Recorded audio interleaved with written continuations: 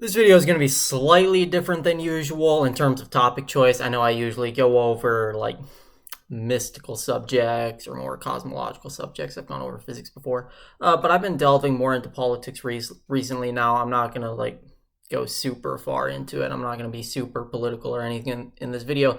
Just I noticed that as I explore politics more and more on my own, I see that a lot of people are really not doing a good job of boiling down and explaining some of the more complex features of political issues. And I mean, obviously, that's understandable. Politics is a very complex infrastructural thing.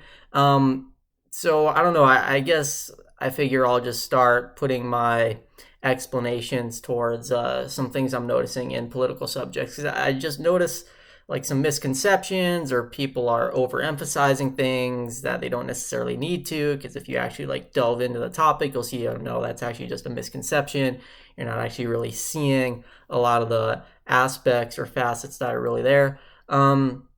So this isn't going to be a super in-depth video, but just some quick things that I've noticed with regards to the topic of immigration. So this is going to be a more US focused video. I know a lot of my videos tend to be more internationally applicable because they don't really deal with worldly issues, so to speak. But this one's going to be more focused on the United States, since it is about immigration. Now, let me just start by saying this. I think one of the biggest, not necessarily misconceptions, but misperspectives, if I could call it, about immigration is people tend to think of immigrants as coming over and having this sort of parasitic relationship with the country. Like they're going to come over, they're going to take jobs, they're going to take resources. And see, okay, on the face of it, you think, well, that's obvious, isn't it? But like what you have to remember is immigrants aren't immortal. They're human beings just like us. They have to buy stuff, they have to buy housing, they have to buy shelter, they have to pay for their utilities, they buy food, right? So they're not just going to come over into the country and start leeching off of resources. No. Yes, they're going to pay for stuff as well, right? Like, so they're not just going to be taking from the economy. They have agency, right? Human beings have agency. We take and we feed back into the system. It's a cyclical process. So as they come into the country, okay, yes, on the one hand, that's correct. Obviously, they need a job to work, and they need to do all sorts of stuff. They have to get paid by their employer. So yeah, in that sense, like, okay, our economy is going to be feeding resources into them, but they're then going to be using those resources that they get through their job, through their employer, through the economy, etc., and they're going to feed that back into the economy via paying for all the things that all of us need to pay for. And like the funny thing is, this is an obvious point. Like, I don't even really need to be saying this in this video, but despite how obvious it is, it's sort of this misconception, or like I said, misperspective that's hidden in plain sight. People obviously aren't actually thinking to themselves that immigrants are these like immortal, invincible people who don't need to eat, don't need to like live in a house, etc. They're obviously not thinking that, but the way they think of immigration implies that the immigrants are like that. You see, there's this sort of implicit assumption that any immigrant that comes over, all they're going to be doing is sucking resources from the economy without ever feeding resources back into it. And that's where you have to realize this very obvious point that I'm making, that they're human beings. It's not possible to live like that. It's not possible to live just by taking resources without giving back, right? Every single organism has to take from the ecosystem and give back into it in order to survive. Taking is not enough. Every single thing has to simultaneously give back into the system in order to survive. So, with that out of the way, yes, immigrants will need jobs and all sorts of stuff, but it's a misframing to say that they're just going to be taking all our jobs. No, what you have to realize is as they feed money and resources, that they get from the economy back into the economy, okay, they're going to be paying for goods. That's how they're going to be feeding their money back in, right? They're going to be paying for food, paying for housing, all sorts of stuff. And as there's more people in the country paying for all those products, that increases demand, right? If there's more people in the country paying for food, that's an increase in demand for food. And so you're going to naturally need to get an increase in supply. You're going to need to get larger food production, and that creates more jobs. So they take jobs, but they simultaneously help to create more jobs. So the whole thing evens itself out. Now, I don't know how much it evens itself out. Again, this is not going to be a super in-depth, super nuanced video here. But you see what I'm saying, right? Like, they're not just taking jobs. They're taking jobs, but then the money they get from their jobs, they're filtering that back into the demand. That increases supply. That opens up more job positions. So they're giving jobs just as much as they're taking jobs. Whatever the exact number is there, how much one offsets the other, I don't know. I'd have to study the numbers more. But just as a very general brush over here, from the research I've done, it seems like in most cases it's either a zero-sum game or even a positive-sum game, meaning it either evens out perfectly where immigrants come in, they take jobs, but then they create just as many jobs as they take. So it's like nobody ever came into the country at all because you don't have a subtraction of overall number of jobs. So it's either zero sum like that, or it's even a positive sum game where they actually end up creating even more jobs than they take. And that's one reason why you'll see all sorts of giant countries like the US or China having like these economic systems that are just thriving on the international stage, right? Like, how are there so many people in these countries? How are their populations so ginormous, right? There's so many jobs that this entire population needs to have in order for unemployment to be low. How can you have that many jobs and yet have such a thriving economy? Well, that's one reason why, is because yes, you have more people needing to fill in job positions, therefore you need more people taking jobs. But as you get more people taking jobs and working and gaining money, you get more people feeding money back into the economy. So you ironically also get a larger creation of jobs as well.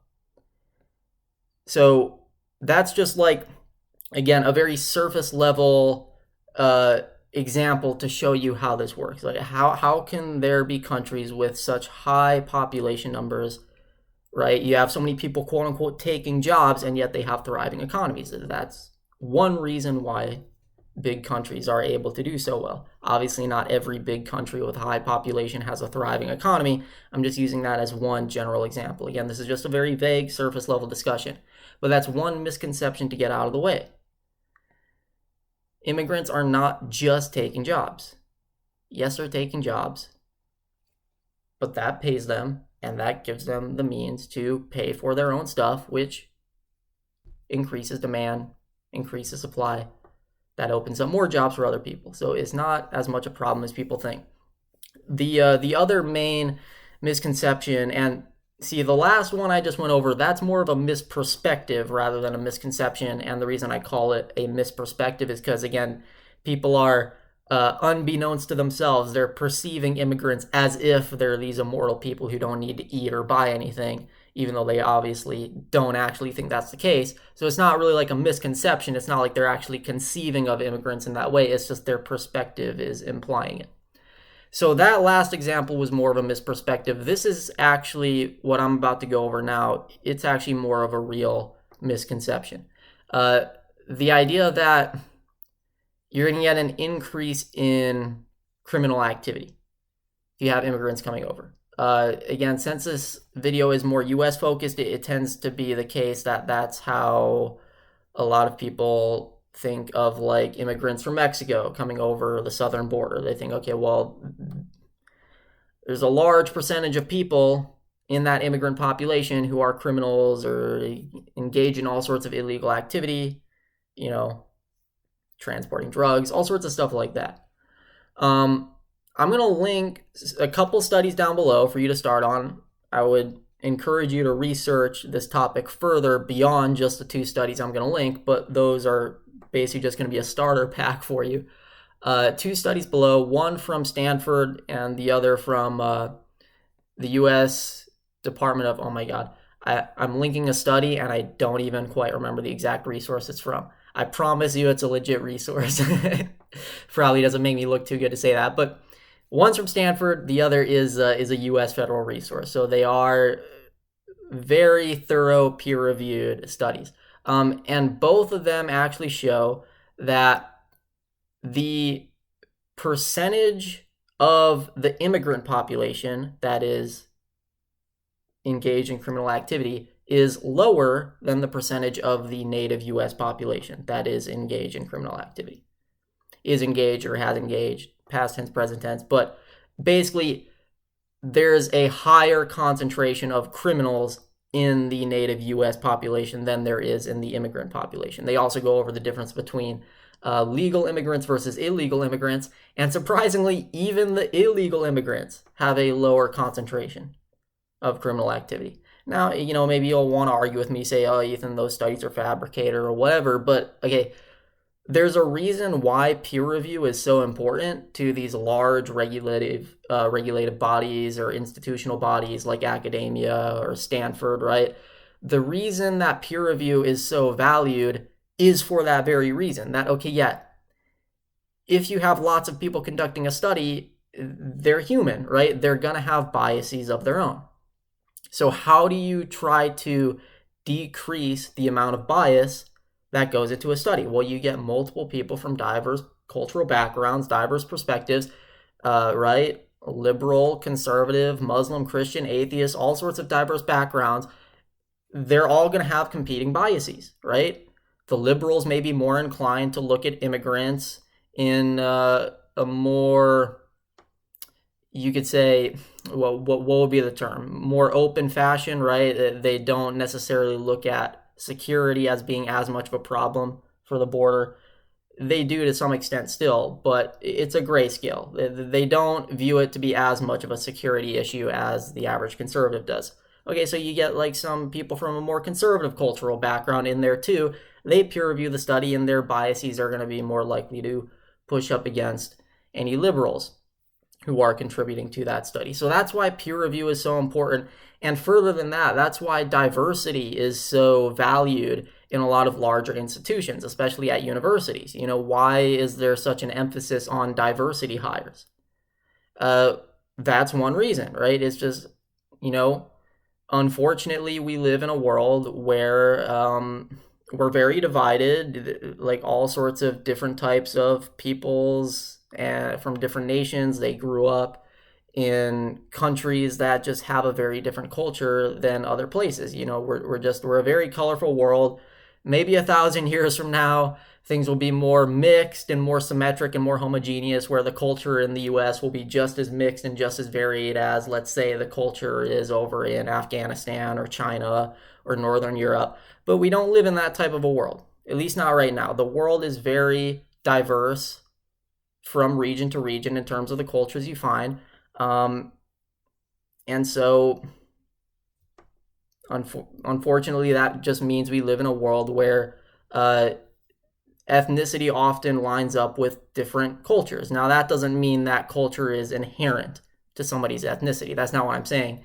I'm just saying that, let's say you're of a certain ethnic background from some completely different geographic region over on the other side of the planet, that's most likely going to line up with a difference in culture as well, right? So it's not that culture is inherent to ethnicity. No, it's just, again, we don't live in a world where we've had time to completely mix and integrate all our cultures yet. So we still live in a global society in which a lot of times differences in ethnic background lines up with differences in cultural background. So that's why universities and other institutions like research institutions focus so heavily on diversity hires, is because you need to get other people in there with varied cultural backgrounds who are going to have different types of biases on average. Again, it doesn't mean that every single culture is going to think the same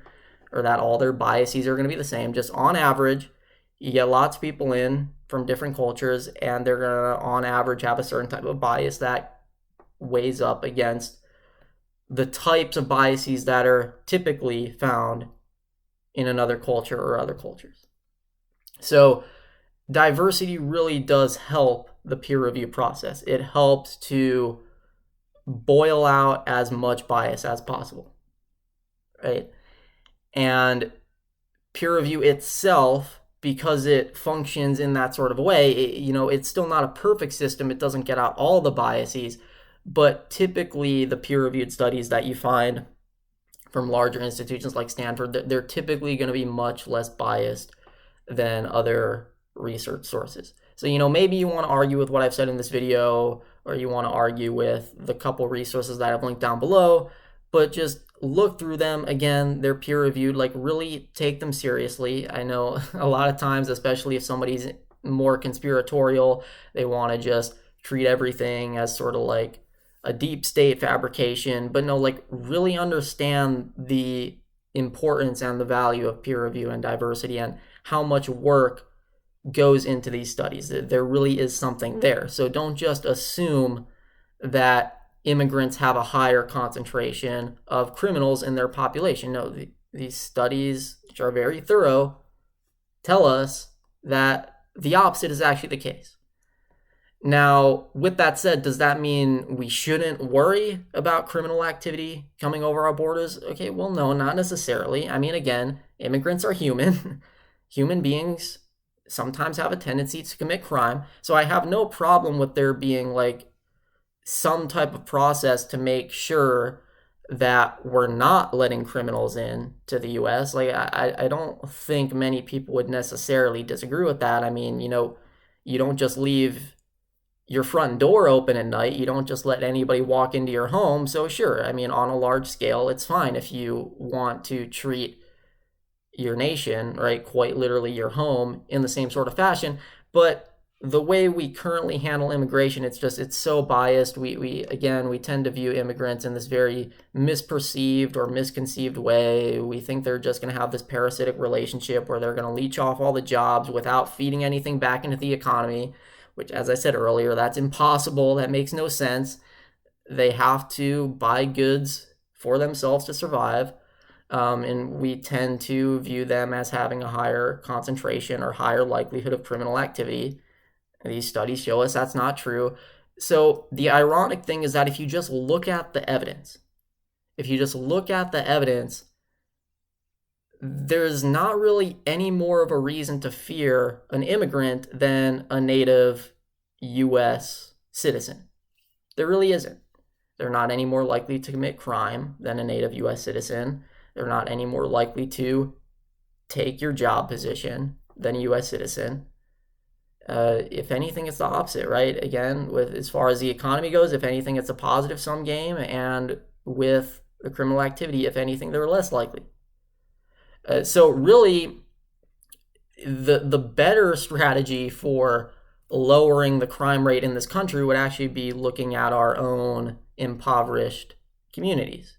A lot of the poorer, lower educated communities, we find that, again, the evidence shows there's higher crime rates in those communities. So if we really want to make sure that the crime rate goes lower and lower in the U.S., education is one example to focus on that, making sure that, social welfare programs are actually working sufficiently, stuff like that. Immigration is really not at the top of that list. If you really want to make sure that there's less crime going on in this country, immigration really should not be at the top of your list of concerns. Yes, it can be a concern. Again, immigrants are human. Humans commit crime. So it's understandable if you still want there to be a process down at the border. Just, it does not need to be as strict as what we have now. There's lots of people saying that families are getting split up down there. I got to research all of that more to really comment on that, but so far it doesn't sound good. It does not sound like a sufficient or unbiased way to handle a border. It sounds very biased, very fearful, unnecessarily fearful. Sounds like we're just misconceiving and misperceiving how immigration works. And nobody's really explaining these misconceptions and these misperceptions. So hopefully what I've said here helps a little bit, at least on the surface level. This wasn't a super nuanced video, but hopefully just on a very vague level, it maybe helps you understand how these topics are not being properly talked about in the media. All right, so take a look at some of the sources. Let me know if you have any questions. If not, I'll see you all next time. Create a nice day.